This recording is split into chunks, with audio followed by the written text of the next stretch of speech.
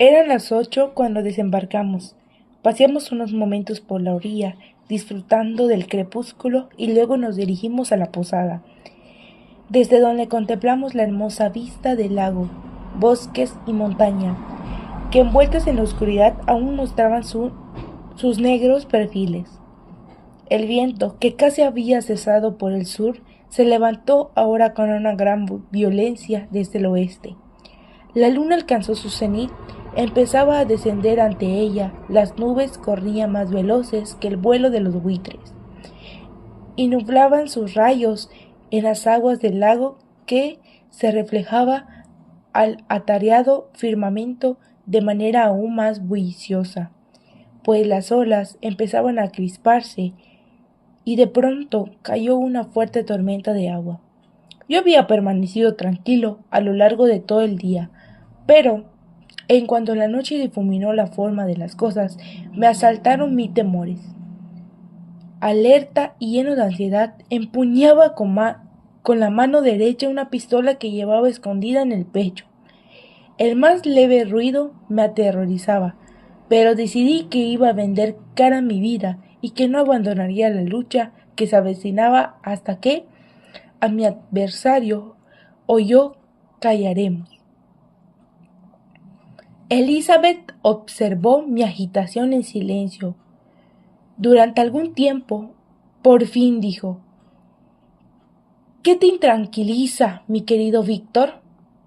¿Qué es lo que tanto temes? Paciencia, querida mía, paciencia, le respondí. Pasada esta noche, el peligro había acabado. Pero esta noche es terrible, muy terrible. Transcurrido una hora en esta inquietud, de pronto pensé en lo espantoso que le resultaría a mi esposa el combate que esperaba de un momento a otro. Le rogué que le rogué que se acostara, dispuesto a no arruinarme con ella en tanto no conociera las intenciones de mi enemigo.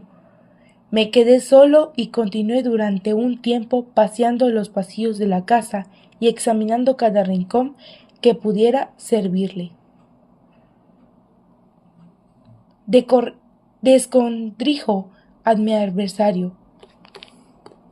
Descondrijo a mi adversario, pero no descubrí rastro alguno de él, y empezaba a pensar que alguna providencia casualidad habría intervenido para impedirle llevar a cabo su amenaza, cuando oí un grito agudo y estremecedor. Venía de la habitación donde descansaba Elizabeth. Al oírlo, comprendí la estremecedora verdad y me quedé paralizado.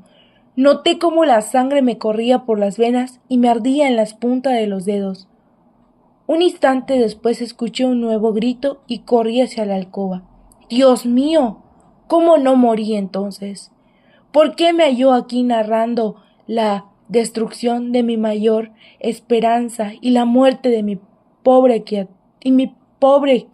criatura? Estaba tendida en el techo, inánime, la cabeza ladeada, las facciones pálidas y convulsas, semioscultas por el cabello. Doquiera que vaya veo la misma imagen, los brazos exangües y el cuerpo lacio, tirado sobre el tálamo nupcial por su asesino. ¿Cómo pude ver esto y seguir viviendo? Cuán tenaz es la vida y cómo se aferra de quienes más la desprecian. En un instante perdí el conocimiento y caí al suelo. Cuando volví en mí, me encontré rodeado de la gente de la posada. Sus rostros demostraban un terror inenarrable. Pero su espanto no era más que una parodia, una sombra de los sentimientos que me oprimían a mí. Escapé hacia la habitación donde yacía el cuerpo de Elizabeth, mi amor, mi esposa tan querida y venerada. Vivía aún pocos momentos antes. No estaba ya en la posada en la que la había encontrado Tenía ahora la cabeza recostada en un brazo y el rostro, cuello ocultos con un pañuelo, y se lo podía creer que estaba dormida. Corrí hacia ella y la abracé con ardor, pero la mortal quietud y la frialdad de sus miembros delataban que lo que lo estrechaba entre mis brazos ya no era la Elizabeth que tanto había adorado. En su garganta se veían las horrendas señales del diabólico ser, y ni el menor aliento de sus labios, mientras con agonizante desesperación me inclinaba sobre ella. Levanté la vista. Me invadió una especie de pánico al ver que la luz pálida de la luna iluminaba la habitación, pues contraventanas que se habían cerrado anteriormente ahora estaban abiertas. Con inexpresable horror vi asomarse a una de las ventanas el aborrecido y repugnante rostro del monstruo. Esbozó una mueca burlona mientras señalaba con su inmundo dedo de cadáver de mi esposa. Me abalancé hacia la ventana y extrayendo el pecho una pistola disparé, pero esquivó la bala y, huyendo del lugar a la velocidad del rayo, se zambulló en las aguas del lago. El ruido del disparo atrajo a la gente hacia la habitación. Indiqué el lugar por donde había desaparecido y lo seguimos con barcas. Echamos incluso redes, pero todo eso en vano. Regresamos desesperados después de varias horas. La mayoría de mis compañeros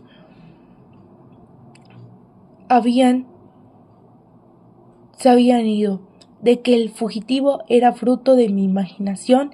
Tras desembarcar, se dispusieron a registrar los alrededores, organizando distintas patrullas que se desaparecieron en los bosques y viñedos. No fui con ellos. Me encontraba exhausto. Un velo me nublaba la vista y la piel me ardía con el calor de la fiebre. En este estado, apenas consciente de lo que había ocurrido, me tendieron en una cama, desde donde recorrí el cuarto con la mirada, en busca de algo que había perdido. Recordé entonces que mi padre estaría esperando con ansias a que Elizabeth y yo regresáramos y a que ahora debía volver solo. Este pensamiento me trajo lágrimas a los ojos y de libre curso a mi llanto. Mis errantes pensamientos iban de un punto a otro, centrándose en mis desgracias y en lo que las había ocasionado. Me envolvía una nube de incredulidad y horror. La muerte de William, la ejecución de Justin, la muerte de Clerval y finalmente la de mi esposa.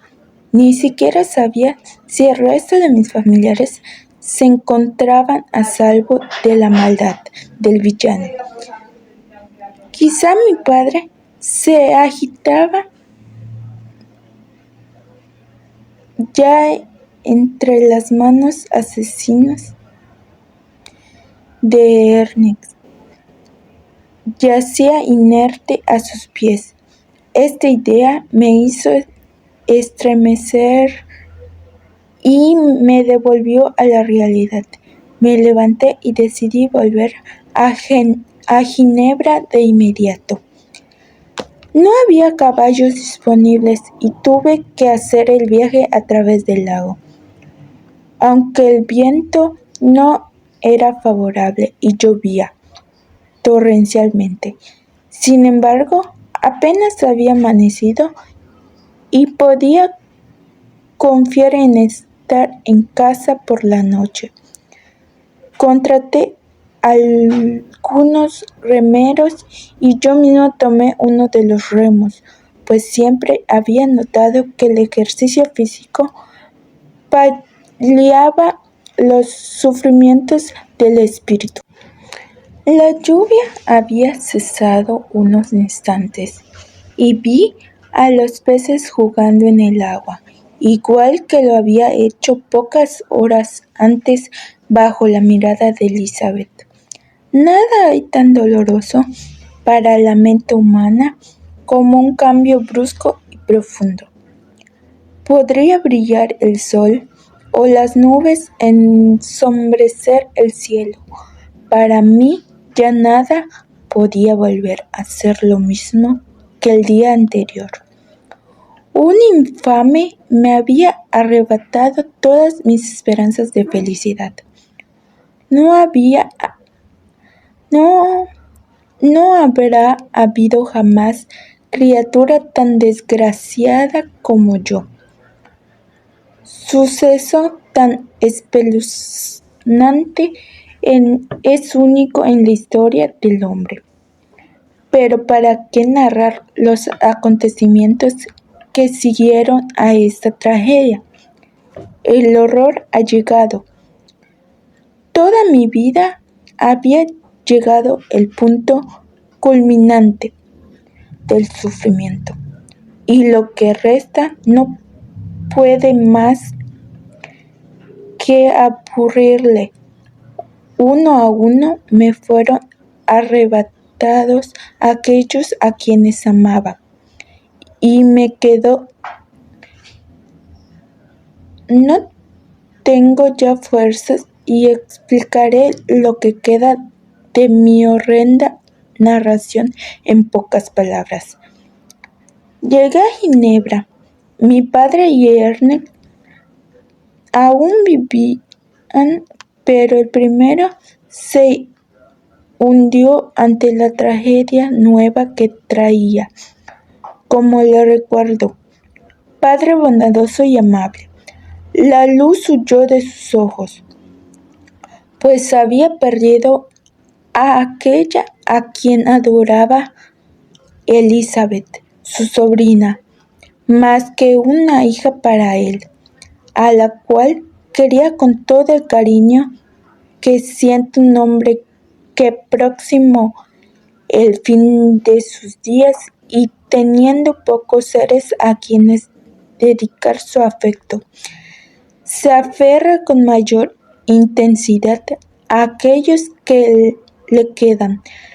Maldito villano, que llenó de tristeza sus canas y le hizo morir de dolor.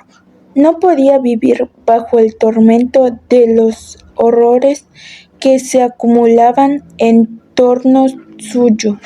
Sufrió una hemorragia cerebral y murió en mis brazos al cabo de unos días.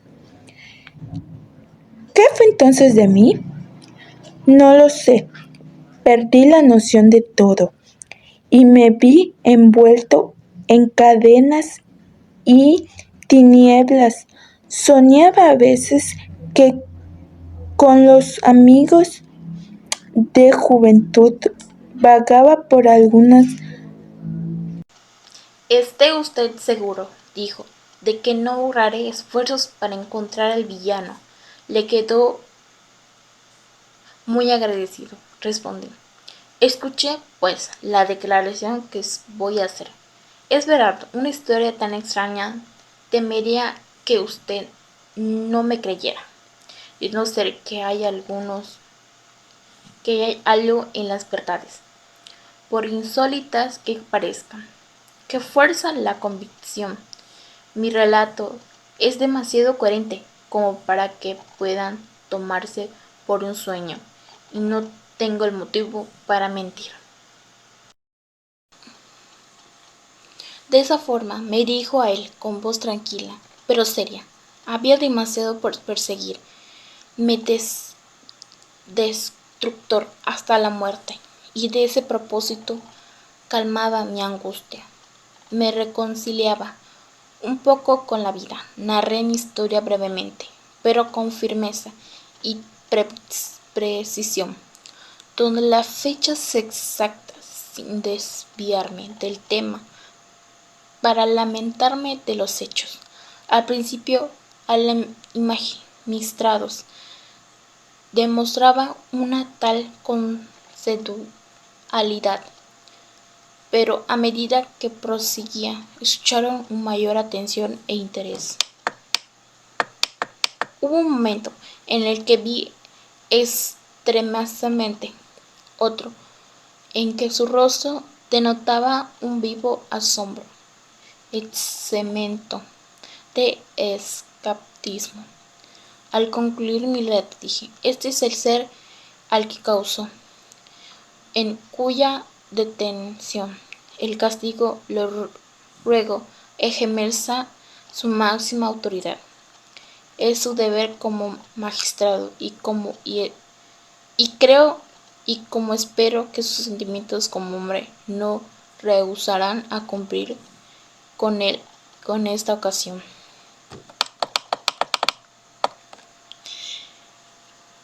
Esta última palabra provocó un sensible cambio en la expresión del magistrado. Hasta escuchó mi relato con un tipo de credulidad que producen la narración de los fantasmas y sucesos sobrenaturales. Cuando requieres que actuara de forma oficial, volvió a desconfiar. Sin embargo, me respondió completamente. Con gusto ayudaría en lo que me fuera posible, pero al ser de quien usted me ha hablado parece ser detonado de unos poderes que harían inútiles todos mis esfuerzos. ¿Quién puede perseguir a un animal capaz de atravesar el mar hielo, habitar en grutas, cavernas donde el ser humano jamás osaría entrar? Además, han pasado algunos meses desde que cometió sus crímenes. Es imposible saber dónde huyó o en qué lugar se halla actualmente ahora. No dudo que rondea al lugar en el que yo me encuentro. Y caso que haberse refugiado en los Alpes, se le puede dar caza como si fuera una gramuza y destruirlo como una bestia feroz. Pero leo sus pensamientos, no cree mi relato y no tiene la intención de perseguir a mi enemigo. Aplicará el castigo que merece. Al hablar tenía los ojos encendidos de cólera y el magistrado se asustó. Usted equivocado, dijo. Haré todo lo que esté a mi mano, y así logró capturar al monstruo. Sepa que será castigado de acuerdo a sus crímenes, pero temo, por lo que usted mismo ha descrito sobre su resistencia, que esto resulte imposible y que a la par se toman las medidas necesarias. Usted se debe arriesgar al fracaso. No es posible, pero de nada de lo que diga puede servirme de mucho. Mi venganza no es de su incumbencia. Sin embargo, aunque reconozco en aquello un vacío, le confieso que es la única devorosa pasión de mi espíritu. Mi ira no tiene límites cuando pienso que el asesino que lancé entre la sociedad sigue en vida. Me niego usted mi justa petición. Me queda un único camino desde ahora. Me dedicaré, vivo o muerto, a conseguir su destrucción. Temblaba al decir eso.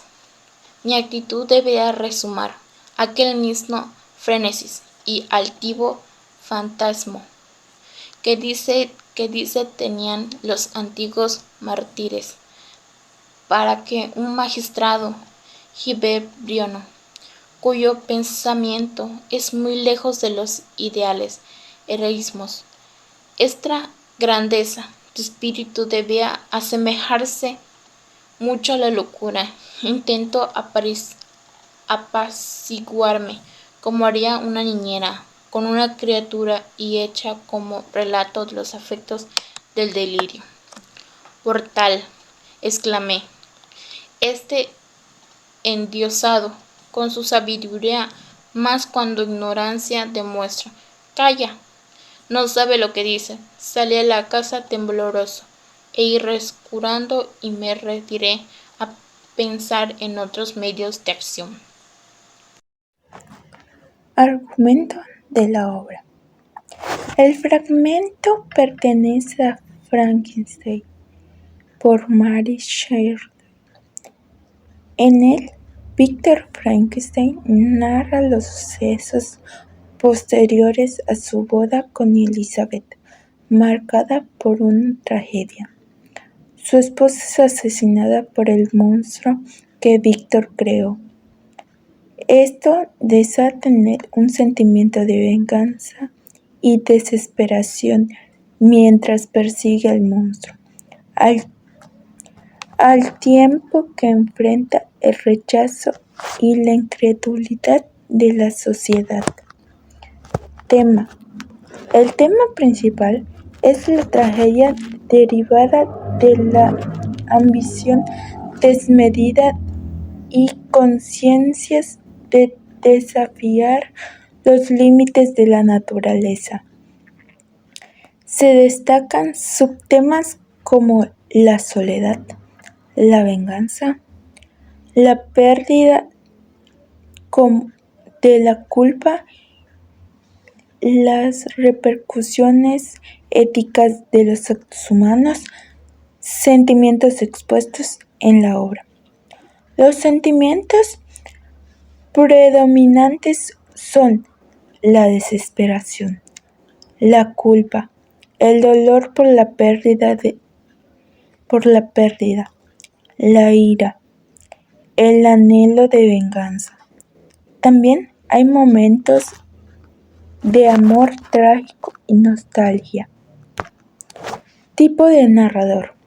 El narrador en primera persona, Víctor Frankenstein, lo que permite un relato subjetivo, cargado de emociones y reflexiones personales.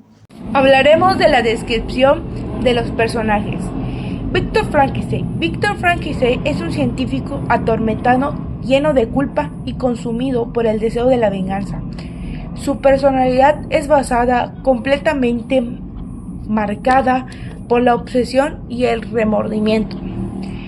Elizabeth. Elizabeth representa la inocencia y el amor puro, siendo víctima de las consecuencias de las acciones de Víctor. El monstruo es una figura trágica y demonizada que reencarna en el rechazo, la soledad y la venganza. Su inteligencia y emociones contrastan con su apariencia física repulsiva. Bueno, al igual que el ambiente es sobrio, tenso y cargado de dramaticismo. Y la naturaleza juega un papel fundamental en los personajes, especialmente de la tormenta y la luna que refuerzan la atmósfera y terror. En el tiempo es un tiempo narrativo lineal que aunque es intercalado con reflexiones y recuerdos. Se desarrolla en un pasado indeterminante, propio romanticismo gótico. Aspecto fantástico de la obra. La creación del monstruo es un elemento fantástico central. La obra explora lo sobrenatural desde una perspectiva científica, dando lugar a un híbrido entre la ciencia ficción y el horror gótico. La función real ideal de la obra combina elementos realistas como los sentimientos humanos, la descripción de la naturaleza, con lo idealizado como la búsqueda del reconocimiento absoluto y la creación de vida artificial. Opinión de la obra. Una obra maestra al romanticismo gótico que invita a reflexionar sobre las perspectivas éticas de la ciencia, los límites del ser humano y el impacto de nuestras ideaciones. La narrativa envuelve a los profundos conflictos emocionales de los personajes, la conviventen en un relato temporal. Aspectos externos. Biografía del autor. Mary Shelley, 1797 a 1851. Fue una escritora británica, hija del filósofo William Godwin y la feminista Mary Wallace de Neicraft.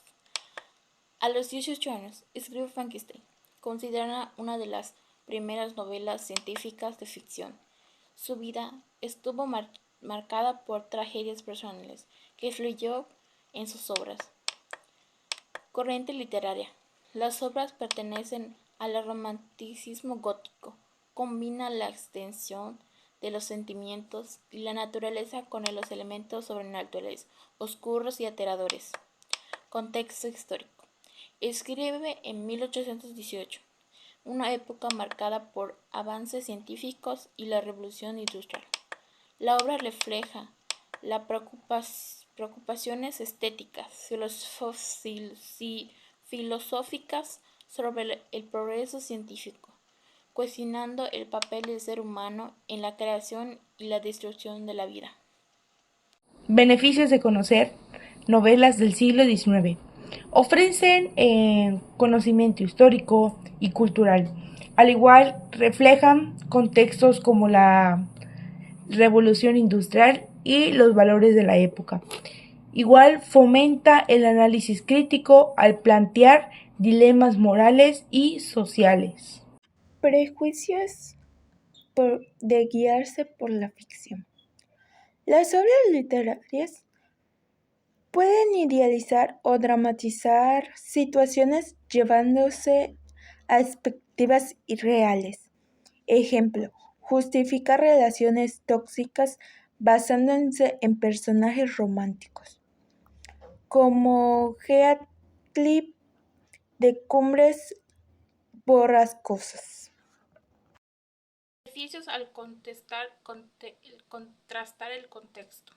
Se valora el avance social, por ejemplo, de derechos laborales y de género.